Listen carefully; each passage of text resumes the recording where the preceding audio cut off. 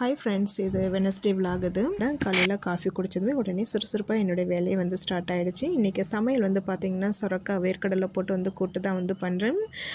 Beetroot பொரியல் வந்து பண்ணுறேன். டிஃபனுக்கு வந்து கோதுமை தோசையும் வெங்காயம் தக்காளி பூண்டுலாம் போட்டு வதக்காமல் வந்து கார சட்னி வந்து பண்ணுறேன். கோதுமை தோசைக்கு இந்த சட்னி வந்து ரொம்ப ரொம்ப நல்லாயிருக்கும்.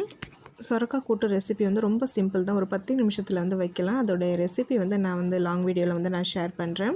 காலையில் ஏஞ்சதுலேருந்து அந்த ஒரு 7:30 மணி வரைக்கும் கொஞ்சம் பரபரப்பாக தான் வந்து போயிட்டுருக்கோம். சமையல் வேலை முடிஞ்சதுமே எல்லாத்தையும் கொண்டு வந்து ஹாலில் வச்சு எல்லாருக்கும் லஞ்ச் வந்து பேக் பண்ணி வச்சுட்டு அவங்க 2 பேரும் ஃபஸ்ட்டு வெளியில் போனதுக்கப்புறம் தான் மற்ற வேலைகள் வந்து எனக்கு ஸ்டார்ட் ஆகும். வெற்றி கிளப்பிட்டு நானும் ரெடி ஆகிட்டேன்.